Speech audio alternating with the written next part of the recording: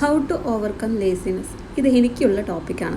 കാരണം ഞാൻ ഏറ്റവും കൂടുതൽ മടിയുള്ള ആളാണ്. ഒരു കാര്യം ചെയ്യുന്നതിന് മുമ്പ് ഇത് വേണോ വേണ്ടേ, തലേ ദിവസം കിടക്കുമ്പോൾ ഞാൻ വിചാരിക്കും നാളെ എണീറ്റ് ഞാൻ ഇതെല്ലാം കംപ്ലീറ്റ് ചെയ്യണം, എന്നിട്ട് പിറ്റേ ദിവസം ഞാൻ ഇതൊന്നും ചെയ്യുകയില്ല.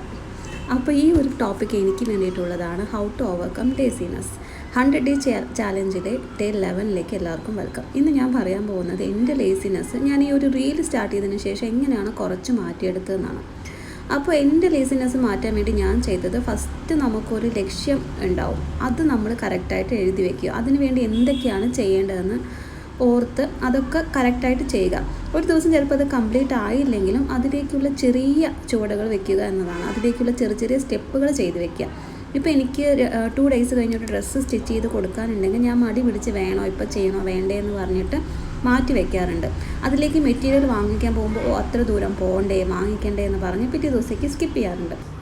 ഇപ്പം ഞാൻ എന്താ ചെയ്യുന്നതെന്ന് വെച്ച് കഴിഞ്ഞാൽ, രാവിലെ എണീറ്റ് കഴിഞ്ഞാൽ ഇന്ന് എന്തൊക്കെയാണോ ചെയ്യേണ്ടത് അതെല്ലാം ഞാൻ എഴുതി വയ്ക്കും. എഴുതി വെച്ചതിന് ശേഷം ഇന്ന് കംപ്ലീറ്റ് ചെയ്യേണ്ട വർക്കുകൾ കറക്റ്റായിട്ട് ഫസ്റ്റ് ഇത് ചെയ്യണം, സെക്കൻഡ് ഇത് ചെയ്യണം എന്നുള്ളത് ഞാൻ പ്ലാൻ ചെയ്ത് വെക്കും. ഇപ്പോൾ മെറ്റീരിയൽ വാങ്ങിക്കാൻ പോവുകയാണെങ്കിൽ ഞാൻ ഇനി നെക്സ്റ്റ് വീക്കിലേക്ക് എന്തൊക്കെയാണ് വേണ്ടത് എല്ലാം നോട്ട് ചെയ്ത് വെച്ചിട്ട് അത് മാത്രം വാങ്ങിച്ചുകൊണ്ട് വരും.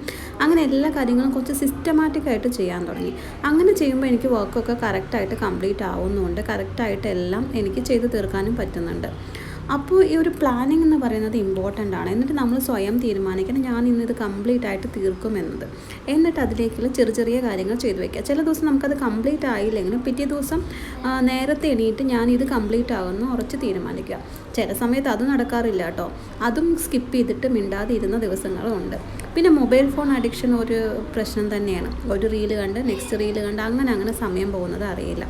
അപ്പോൾ നമുക്ക് എന്തൊക്കെയാണോ ചെയ്യേണ്ടത് എന്നുള്ളത് മുൻകൂട്ടി പ്ലാൻ ചെയ്ത് ആ ദിവസം തന്നെ അത് കംപ്ലീറ്റ് ആക്കാൻ നോക്കുന്നത് ഒരു ബെസ്റ്റ് ഐഡിയ ആണ്.